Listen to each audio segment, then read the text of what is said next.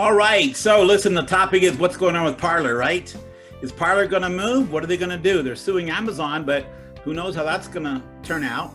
And they said that the CEO of Parler said that the different backup companies, the companies that he had a backup agreement with to host him in case of any problem, they have wimped out too and said they will not touch him. Payment providers are cutting them off. Slack cut them off. And all the social channels are cutting them off completely. And now they can't even find someone to host their domain name or do any of their hosting. So I have a solution here. I hope Parler's listening. I hope they have some smart guys. They have smart guys. I hope they're thinking of how they can get around this. So I'm not going to talk about political issues right now, but I'm going to talk about, and what I'm talking about applies to any business that you have, any business that has some concern whatsoever that at some point the cancel culture, the information shutdown, the censorship might come after you, all right? If you listen up, you're gonna find some tips on this. Now, this is not we're gonna talk about setting up private and secure servers. It's not the same thing. Secrecy is not the same as privacy. Anonymity is not the same as secrecy and privacy. These are all different things, and we might touch on them a little bit as we go along here. I'm going to be talking about how to set up your servers, your hosting, your domain names, your domain name traffic control called DNS, and your network outside the USA, free from any USA government interference. And this should keep you running all the time.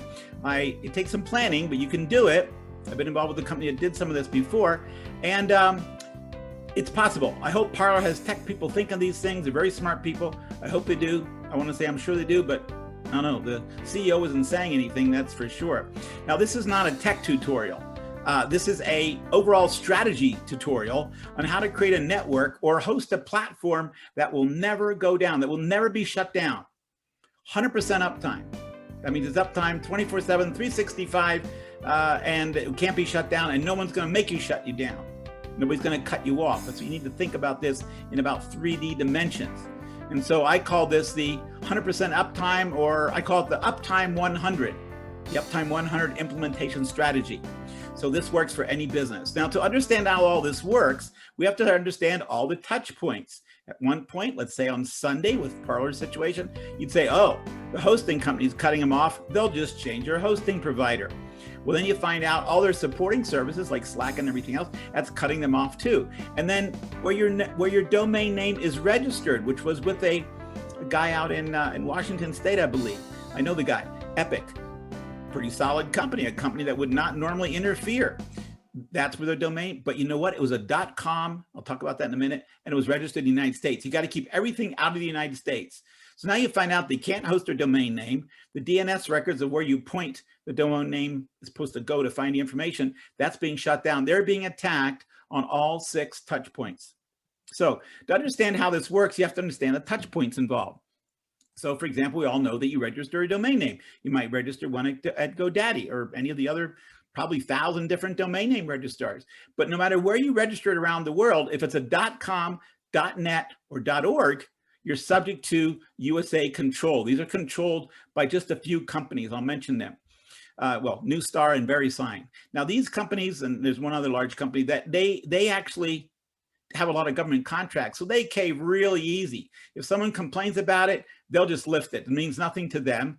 They can point to some obscure phrase in their terms of service, and they'll disconnect you, and then you can duke it out later. They're just sort of they say they're neutral, but what that actually means is they don't take sides, which means they just give up right away. So if the US government is after them or some powerful force, they're going to give up.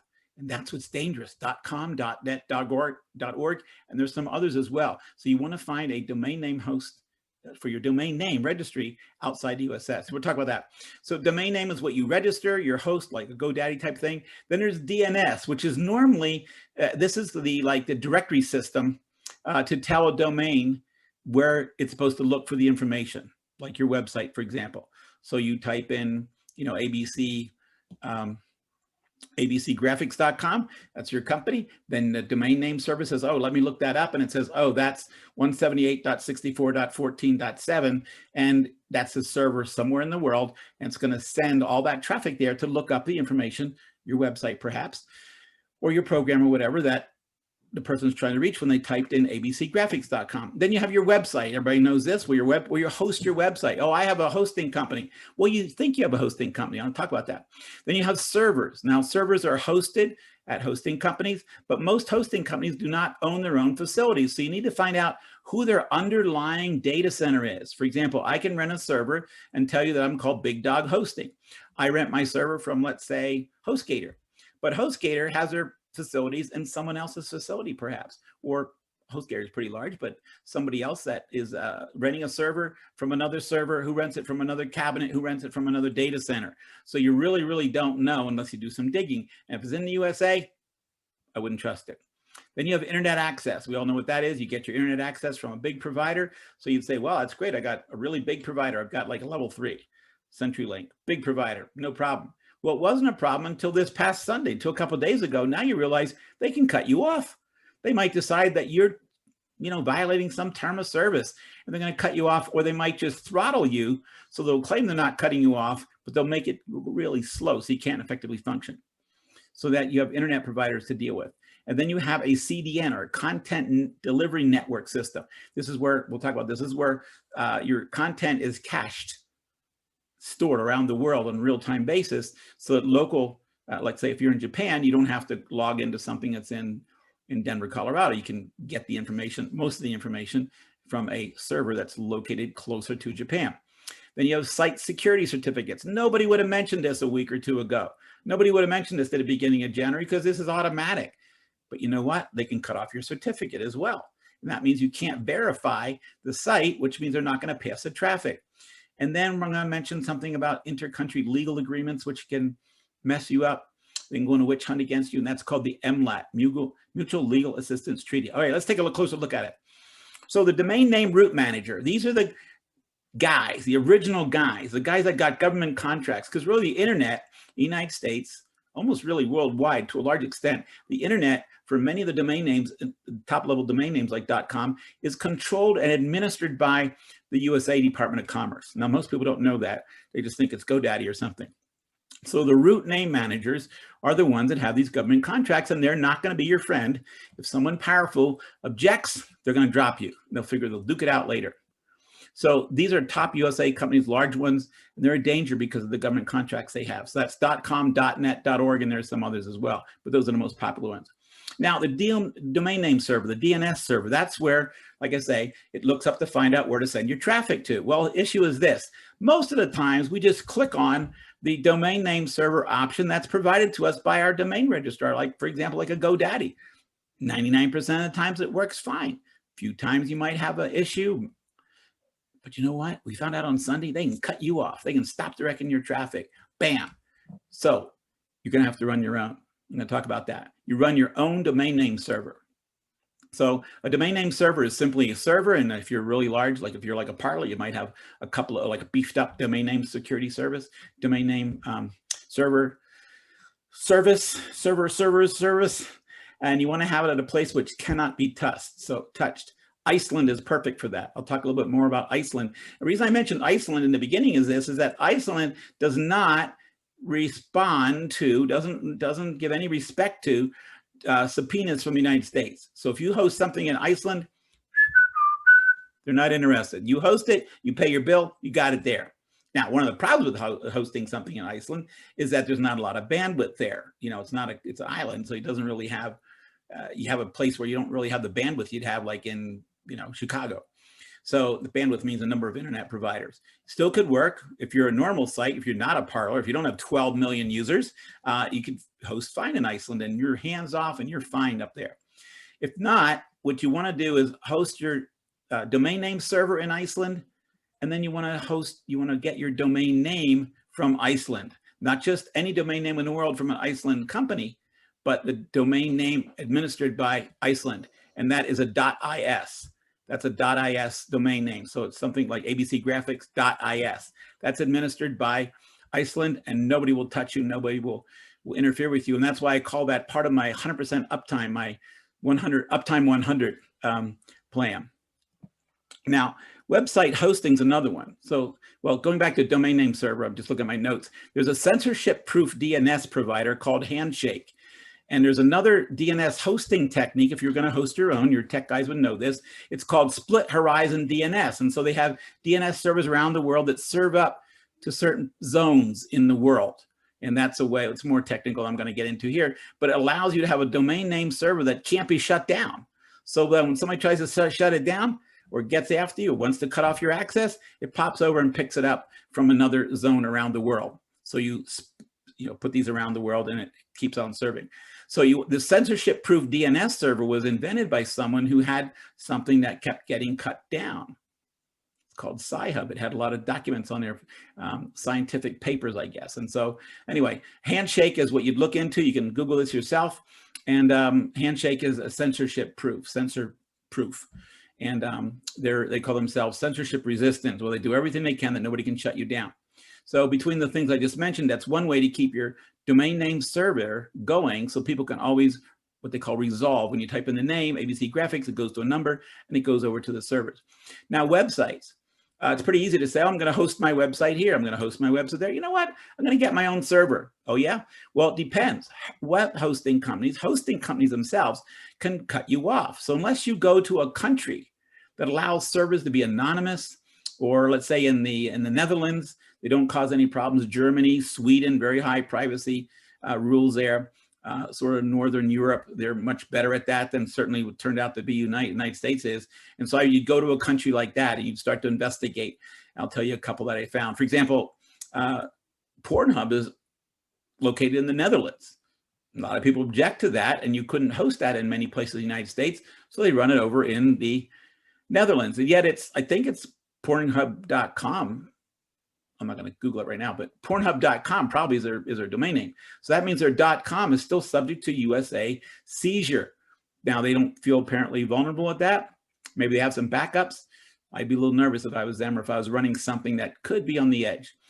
Now, your servers, like I say, your servers, you need to know who is hosting your servers. Most servers are not hosted by the company that owns the data center. Now, the data center means you own the connections to redundant power. You own the connections to redundant internet service providers. You want to have a company that has lots of those coming in. And they own the racks, they own the hardware, they own the servers, they own the air conditioning, they own the building or rent a big building. We had a data center. Our company had a data center, and that data center was 100% owned by us, top to bottom, and it was over 1,000 servers in there, all owned by us. A few people put their own servers in, but they dealt only with us and nobody else. So nobody could shut them down unless we were going to shut them down, which wasn't of no interest to us. As long as they paid the bill, they're going to have it keep it on running. Now, that's unusual because although we made all the rules because we owned everything top to bottom, you can deal with a company that says, oh, we're Big Dog Hosting, we're going to rent you a server, and you go, you won't shut me off. And they go, no, as long as you pay your bill. But they could be inside a cabinet owned by another company. The cabinet could be inside of a data center that actually is owned by another company that owns the big building data center. And then you don't control the connections because the connections go through a couple levels to you. That is a touch point. I call it a touch point. That's also a risk point. So if you wanted to control something for Uptime 100, to know that you would never get shut down, you dig in to find out who owns the actual racks, who owns not just the servers, but who owns the data center and what are their policies. And what are they subject to? For example, I'm going to mention something here where you can go for that. That was a big problem with Amazon AWS, Amazon Web Server. They decided to cut off Parler. You would never think they would do something like that. A multi-billion-dollar company with servers all over the world, millions of customers. They decided to. Internet access providers can terminate you for obscure reasons. So you want to go to a place that has at least 6 different providers. And remember, we're going outside the United States. So you want to be in a non-USA controlled facility and not use providers controlled by the USA. So that means don't say, oh, I'm going to Latvia, which is very protective. But then you go ahead and you go into a data center that's owned by a company in the USA because, oh, well, they take my credit card more easily. That's bad news because they could be in this chain of risk points. You could be at risk for that. So I'm trying to help you point out all the different touch points, which are really risk points. And we want to be averse to risk. So we want to stay away from that.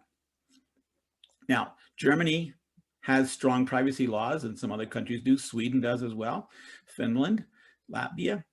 But and they also have facilities that have more than a dozen. Sometimes they have 30 or more providers.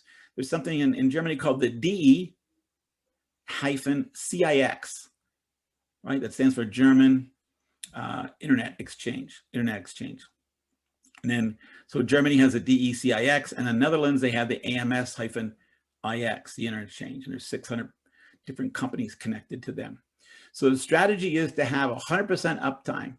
And so you need to set all this up in a secure way. You need to look at every link in the chain, every point of custody, every touch point, and find out where your risk is. And this is how you stay bulletproof. And then you have what I'm calling the Uptime 100 implementation strategy. Now, when you go to a place such as Iceland, you can count on their DNS to be there, the domain name you can register there. If it's .is, see, that's the difference.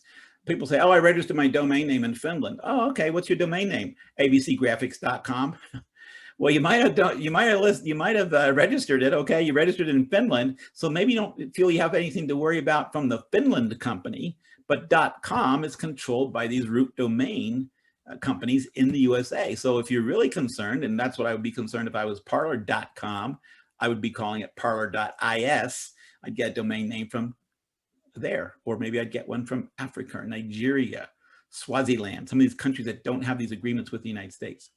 Now, the CDN is another thing that you can build yourself. The content delivery networks. This is a group of servers, 6 to 24 around the world, and they send. So first time someone, let's say you're from Japan, and you contact my server in the USA, depending on my company, you would then be served up the information, but then it would be stored on a local CDN server so that if someone else makes a call for that information, it's already there. That's what speeds up so quickly and makes you be able to scale your service that way. So Parler, for example, they had a CDN network, probably had 24 different servers around the world serving up their information, such as graphics and so on.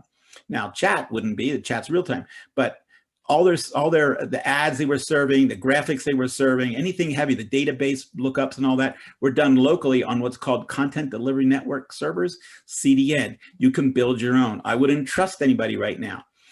What I would normally have done is just called Cloudflare, and for $500 a month, a few $100 a month, I would have been on their content delivery network. I'd have attack provisions, DDoS we'll talk about.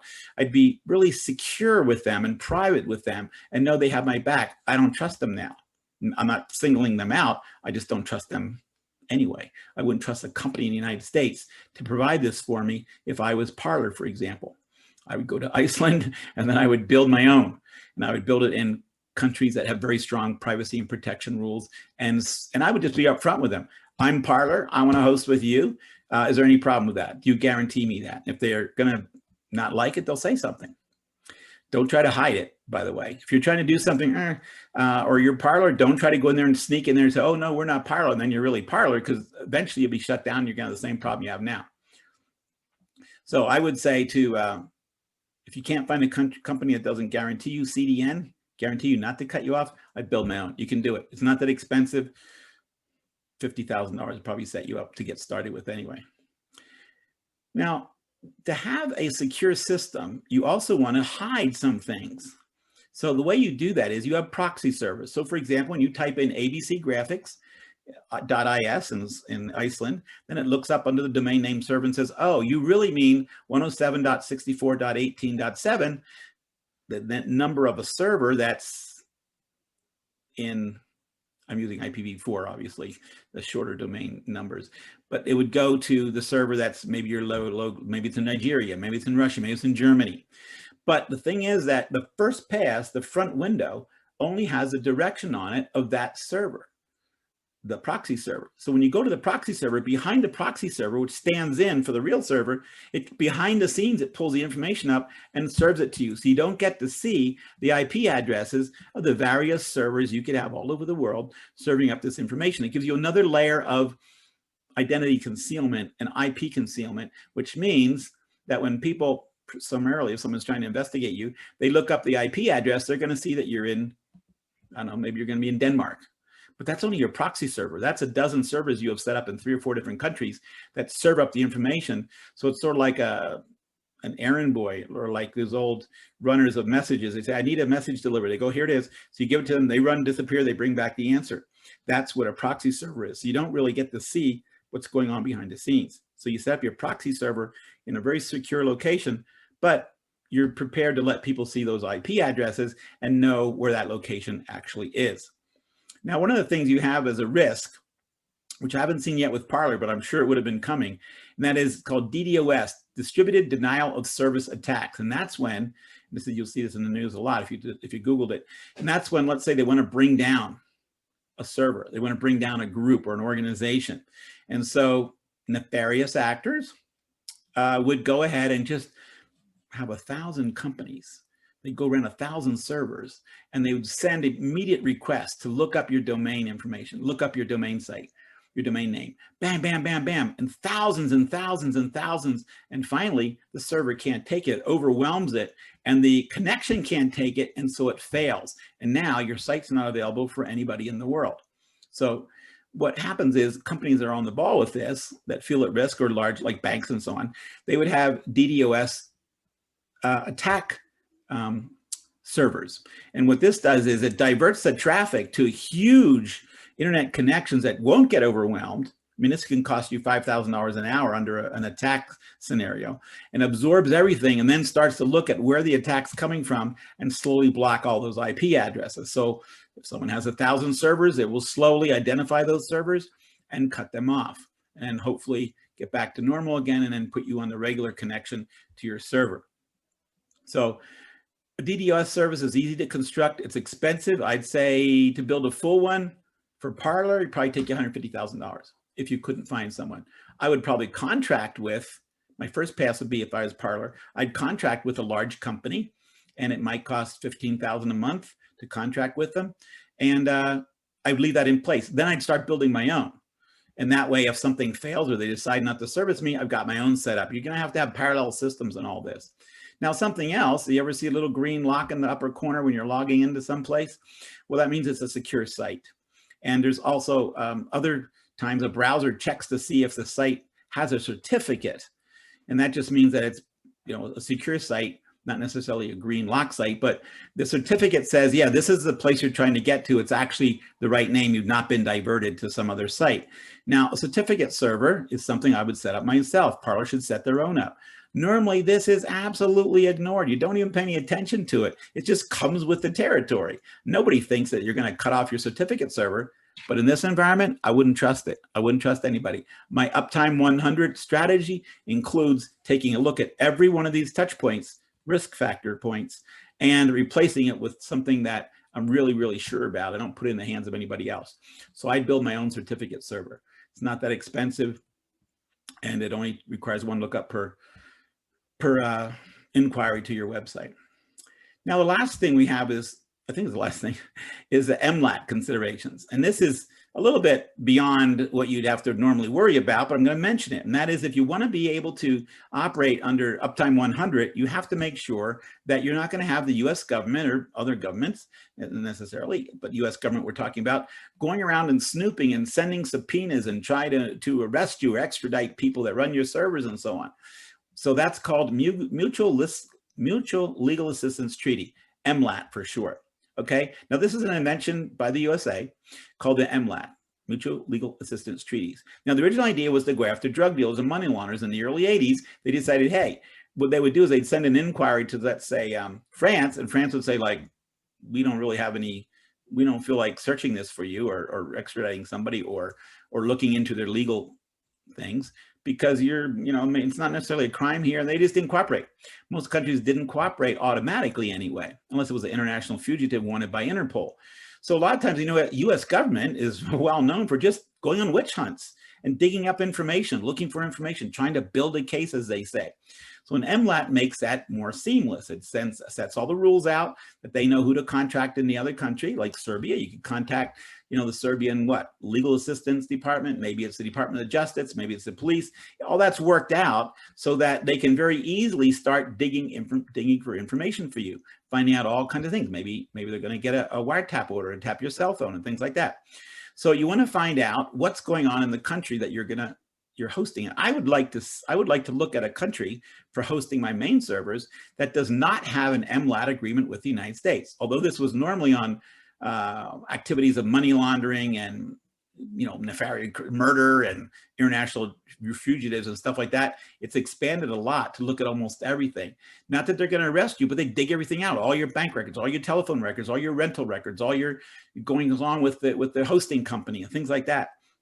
Try to get a list of employees and who you hire and all the taxes you pay. Just digging around, and they're up to no good. So you want to go to a place, if you can, that has either high secrecy or a very high bar against MLAT. For example, Sweden and Germany. They don't just honor every MLAT that comes along. They look at it and decide, this doesn't seem to have a lot of merit.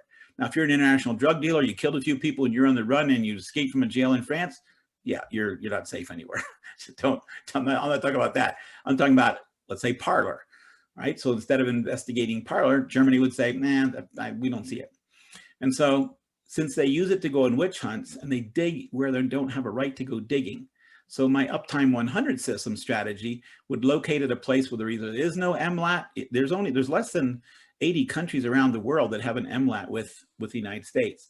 And then even then, some that are listed as having MLATs are not fully adopted. Congress has to approve it, or they're limited in many ways. So they're limited to maybe only narco traffickers, only are narco traffickers, or murders, or they're very limited, financial money laundering, and they wouldn't be open to having the U.S. come into their country and do a witch hunt, start digging up information without having an actual indictment or something.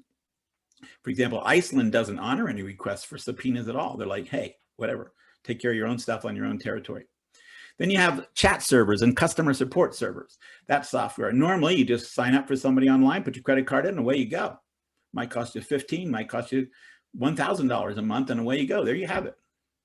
No, you can't count that anymore. I can't trust Slack, wouldn't necessarily trust Salesforce. I wouldn't trust Zendesk or anybody. Now, Zendesk, I think they're now in the United States, but they used to be overseas. I would find an overseas company, or in most cases, you can buy this software and install it on your own servers. So chat discussion servers, and customer support, buy your own. If I was Parler, I'd say buy your own, install it on servers in a safe place, and that would take care of that.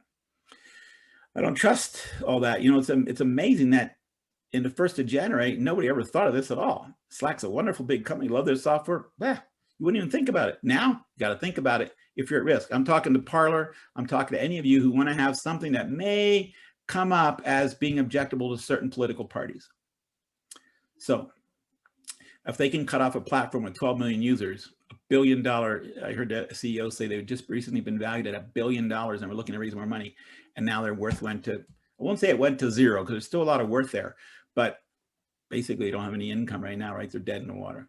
So those are I think it's 8 touch points I covered on what I call the Uptime 100 system, a bulletproof system, you could call it, or a censorship-proof system, you could call it, something that isn't going to get taken down. So I'm wondering if Iceland might be the place for Parler, at least to put some of their servers in their core, like their domain name and their domain name servers, and the head of the network could be served from Iceland, totally bulletproof, and then they'd spread out to other countries I mentioned when I talked about this. So I don't know, Parler might move to Iceland. If I had some influence or running Parler, I don't even know about this. I mean, I've been doing this since a long time ago, 20 some years, 25 years, 27 years, actually. I got on the internet. I started an internet company in 94. So that's a long time ago. Anyway, it's a long time ago. And I've been doing it since then. And they have smart guys. So I would assume Parler is, they have guys that are 100 times smarter than I am, and they've got the money. They've got a whole team of people. I don't think anything would be beyond their budget right now. They're still financed. Their investors are still behind them. 2 rich people, the same family. And I don't think they need me. I'm just putting this out there for all of you who wonder what Parler could do, or if you're in a similar situation. Or some people approach me and say, hey, Gregory, you seem smart about this. How about you starting a Parler alternative? I'm like, okay, that would take me 60 days and $450,000, and bam, we'd have a Parler clone. Now, I'm not saying Parler couldn't do that. If I was Parler, I'd do that. In fact, if Parler followed this little video, they could figure out what's missing. It's not technical. This is a strategy. They could take the strategy and they could fix it. They could do it. If they want to call me up, John from Parler, if you want to call me up, yeah, you can reach me. All right, you can find me online. So anyway, I think Parler should go to Iceland, and then they should spread their servers out in different areas, and they could be back online in the next day. Since they have the software, they could be back online, I'd say in 21, I'll pick a number, 21 days, certainly within a month, they could be back online, and they would be under my strategy, the Uptime 100 strategy, the 100% uptime, they'd be bulletproof. Thanks for listening. If you have any questions, reach out to me. I put my email down below, and love to talk to you. Thanks.